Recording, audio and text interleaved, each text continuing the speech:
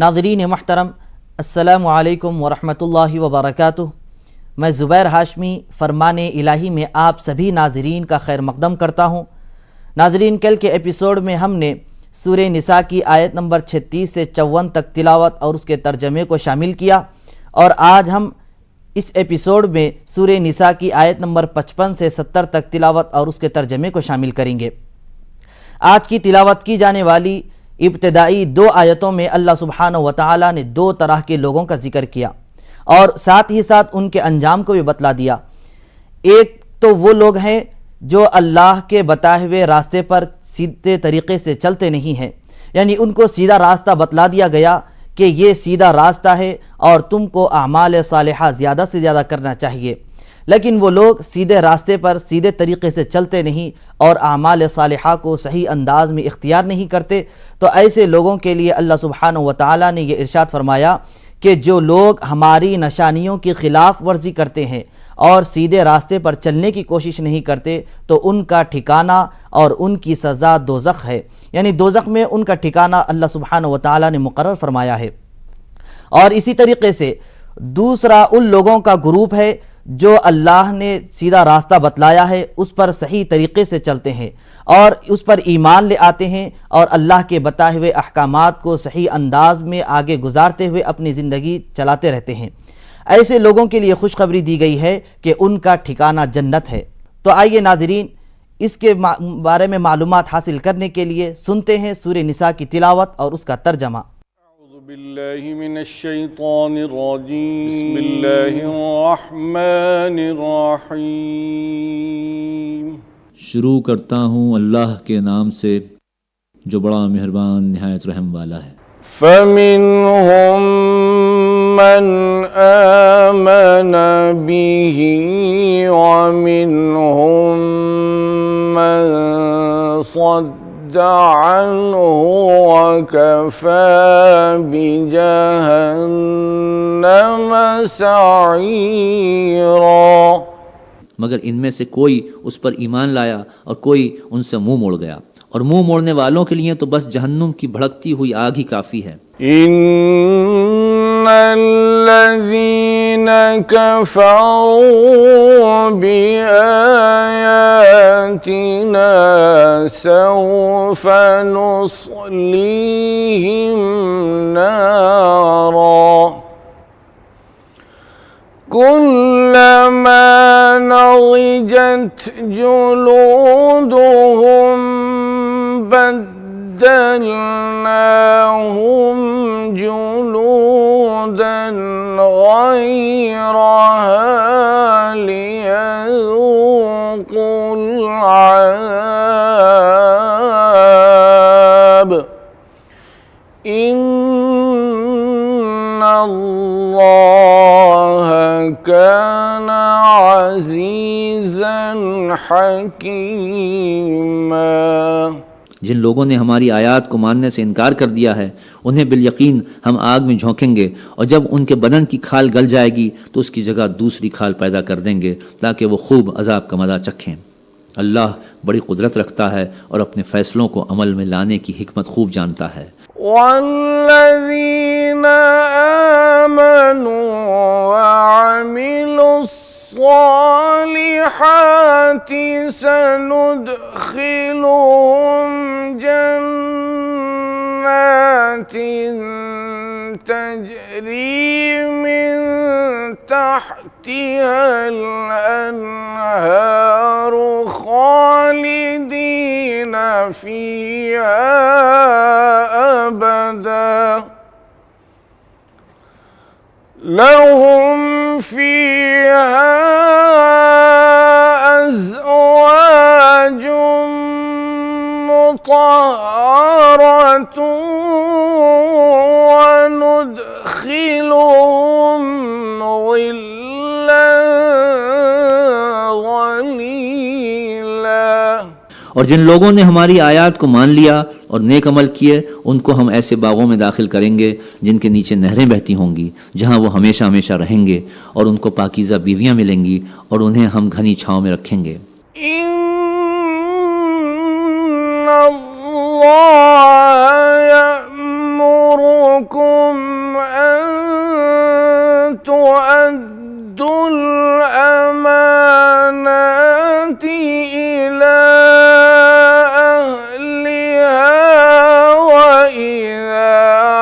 حكمتم وإذا حكمتم بين الناس أن تحكموا بالعدل إن الله نعم ما يعظكم به إن الله كان سميعا بصيرا۔ مسلمانوں، اللہ تمہیں حکم دیتا ہے کہ امانتیں اہل امانت کے سپرد کرو، اور جب لوگوں کے درمیان فیصلہ کرو تو عدل کے ساتھ کرو۔ اللہ تم کو نہایت عمدہ نصیحت کرتا ہے، اور یقیناً اللہ سب کچھ سنتا اور دیکھتا ہے۔ یا ایھا الذین آمنوا اطیعوا اللہ واطیعوا الرسول وأولی الأمر منکم فإن تنازعتم في شيء فردوه إلى الله والرسول إن كنتم فردوه إلى الله والرسول إن كنتم تؤمنون بالله واليوم الآخر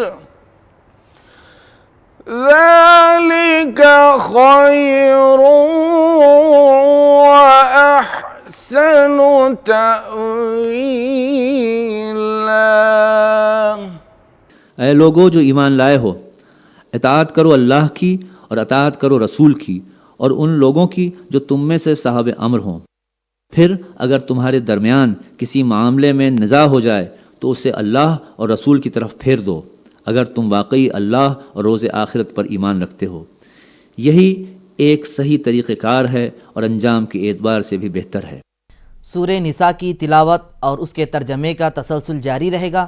ہم لوٹ کر آتے ہیں ایک چھوٹے سے وقفے کے بعد۔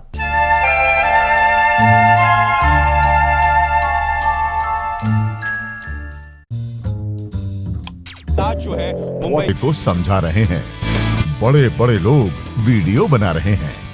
آپ گانا جانتے ہیں تو گائیے یا پھر اپنا ہنر دکھائیے، ویڈیو بنائیے اور ہم تک پہنچائیے اور گھر بیٹھے بنیے سٹار۔ اور پھر خیر مقدم ہے۔ سورہ نساء کی آیت نمبر 64 میں یہ بتلایا جا رہا ہے کہ لوگ جانے انجانے میں گناہ کر بیٹھتے ہیں اور انہیں کبھی نہ کبھی ضرور اس کا احساس ہو جاتا ہے اور اپنی بخشش کروانا چاہتے ہیں، تو اس کے لیے اللہ سبحانہ و تعالی آیت نمبر 64 میں یہ حکم نازل فرما رہا ہے کہ اگر کوئی لوگ اپنے آپ پر ظلم کریں تو اے حبیب مکرم صلی اللہ علیہ وسلم وہ آپ کے پاس آئے، آپ کے در پر آ جائے، پھر اس کے بعد وہ مجھ سے اپنے گناہوں کی بخشش طلب کرے، معافی طلب کرے۔ اور پھر یہ ارشاد فرماتا ہے اللہ سبحانہ و تعالی کہ اے حبیب صلی اللہ علیہ وسلم اگر آپ بھی ان کے لیے مغفرت کی دعا کریں گے تو یقیناً میں ان کی دعا کو قبول فرماؤں گا، کیونکہ اللہ فرماتا ہے لَوَجَدُ اللَّهَ تَوَّابًا رَحِيمًا، تو وہ لوگ مجھے ضرور سب سے زیادہ توبہ کو قبول کرنے والا پائیں گے۔ تو آئیے ناظرین اور معلومات حاصل کرنے کے لیے سنتے ہیں سورہ نساء کی تلاوت اور اس کا ترجمہ۔ أَلَمْ تَرَ إِلَى الَّذِينَ يَزْعُمُونَ أَنَّهُمْ آمَنُوا بِمَا أُنزِلَ إِلَيْكَ وَمَا أُنزِلَ مِن قَبْلِكَ وما أنزل من قبلك يريدون أن يتحاكموا إلى الطاغوت وقد أمروا أن يكفروا به فيريد الشيطان أن يضلهم ضلالا بعيدا۔ اے نبی، تم نے دیکھا نہیں ان لوگوں کو جو دعویٰ تو کرتے ہیں کہ ہم ایمان لائے ہیں اس کتاب پر جو تمہاری طرف نازل کی گئی ہے اور ان کتابوں پر بھی جو تم سے پہلے نازل کی گئی تھیں، مگر چاہتے یہ ہیں کہ اپنے معاملات کا فیصلہ کرانے کے لیے طاغوت کی طرف رجوع کریں، حالانکہ انہیں طاغوت سے کفر کرنے کا حکم دیا گیا تھا۔ شیطان انہیں بھٹکا کر راہ راست سے بہت دور لے جانا چاہتا ہے۔ وَإِذَا قِيلَ لَهُمْ تَعَالَوْا إِلَى مَا أَنزَلَ اللَّهُ وَإِلَى الرَّسُولِ رَأَيْتَ الْمُنَافِقِينَ وَإِلَى الرَّسُولِ رَأَيْتَ الْمُنَافِقِينَ يَصُدُّونَ عَنكَ صُدُودًا۔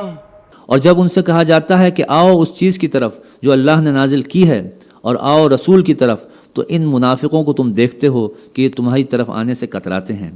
فَكَيْفَ إِذَا أَصَابَتْهُم مُّصِيبَةٌ بِمَا قَدَّمَتْ أَيْدِيهِمْ ثُمَّ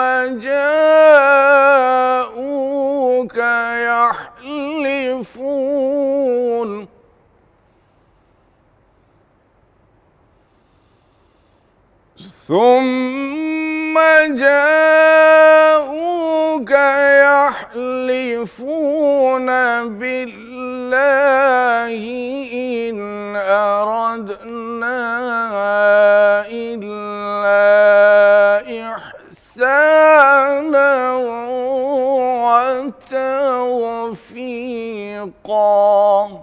پھر اس وقت کیا ہوتا ہے جب ان کے اپنے ہاتھوں کی لائی ہوئی مصیبت ان پر آ پڑتی ہے، اس وقت یہ تمہارے پاس قسمیں کھاتے ہوئے آتے ہیں اور کہتے ہیں کہ خدا کی قسم ہم تو صرف بھلائی چاہتے تھے۔ أولئك الذين يعلم الله ما في قلوبهم فأعرض عنهم وعظهم وقل لهم فأعرض عنهم وعظهم وقل لهم في أنفسهم قولا بليغا۔ اور ہماری نیت تو یہ تھی کہ فریقین میں کسی طرح موافقت ہو جائے۔ اللہ جانتا ہے جو کچھ ان کے دلوں میں ہے، ان سے تعرض مت کرو، انہیں سمجھاؤ اور ایسی نصیحت کرو جو ان کے دلوں میں اتر جائے۔ وما أرسلنا من رسول إلا ليطاع بإذن الله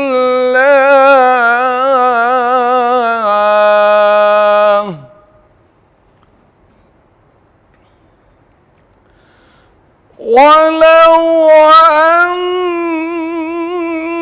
أنهم إذ ظلموا أنفسهم جاءوك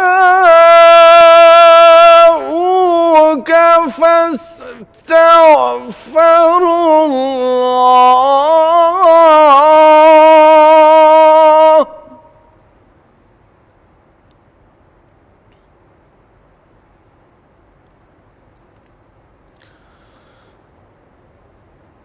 ولو أنهم إذ ظلموا أنفسهم جاءوك فاستغفروا الله واستغفر لهم الرسول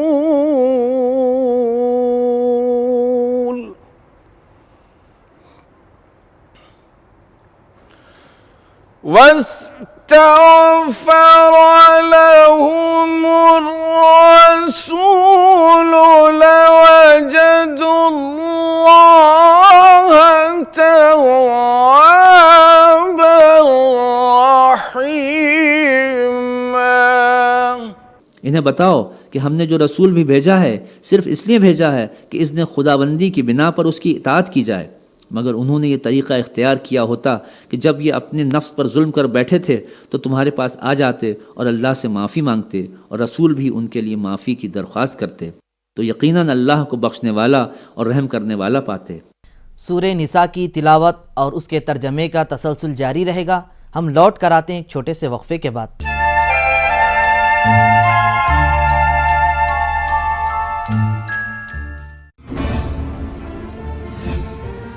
दर्शकों के भरोसे का शुक्रिया। नेटवर्क 18 ग्रुप, भारत का सबसे बड़ा मीडिया नेटवर्क।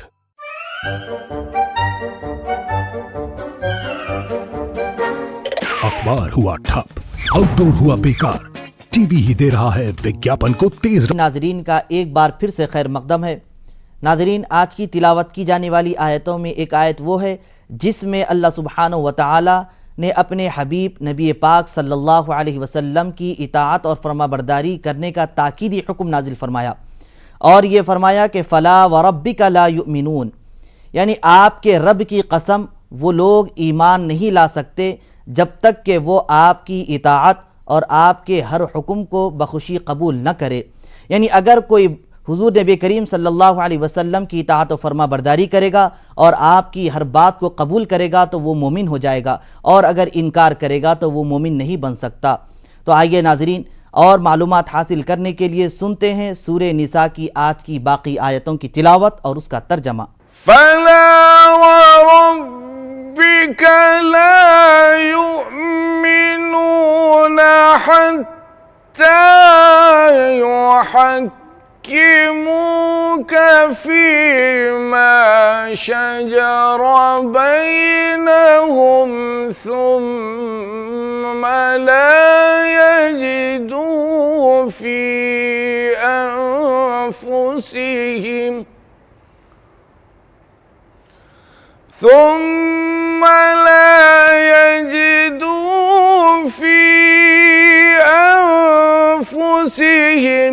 حرجا مما قضيت ويسلموا تسليما. نہیں اے محمد صلی اللہ علیہ وسلم، تمہارے رب کی قسم یہ کبھی مومن نہیں ہو سکتے جب تک کہ اپنے باہمی اختلافات میں یہ تم کو فیصلہ کرنے والا نہ مان لیں، پھر جو کچھ تم فیصلہ کرو اس پر اپنے دلوں میں بھی کوئی تنگی نہ محسوس کریں بلکہ سر بسر تسلیم کر لیں۔ وَلَوْ أَنَّا كَتَبْنَا عَلَيْهِمْ أَنِ اقْتُلُوا أَنفُسَكُمْ أَوِ اخْرُجُوا مِنْ دِيَارِكُمْ مَا فَعَلُوهُ إِلَّا قَلِيلٌ مِّنْهُمْ وَلَوْ أَنَّهُمْ فَعَلُوا مَا يُوعَظُونَ بِهِ لَكَانَ خَيْرًا لَهُمْ وَأَشَدَّ تَثْبِيتًا. اگر ہم نے انہیں حکم دیا ہوتا کہ اپنے آپ کو ہلاک کر دو یا اپنے گھروں سے نکل جاؤ تو ان میں سے کم ہی آدمی اس پر عمل کرتے، حالانکہ جو نصیحت انہیں کی جاتی ہے اگر یہ اس پر عمل کرتے تو یہ ان کے لیے زیادہ بہتری اور زیادہ ثابت قدمی کا موجب ہوتا۔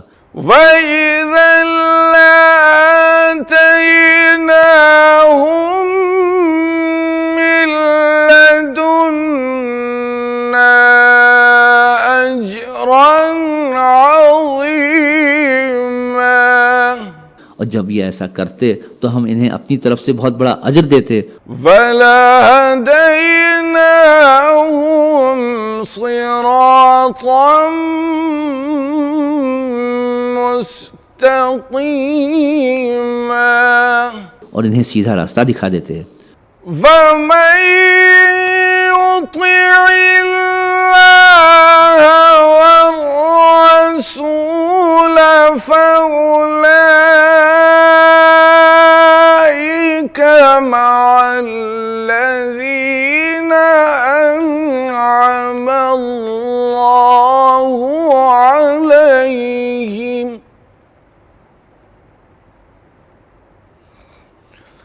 فَأُولَٰئِكَ مَعَ الَّذِينَ أَنْعَمَ اللَّهُ عَلَيْهِمْ مِنَ النَّبِيِّينَ وَالصِّدِّيقِينَ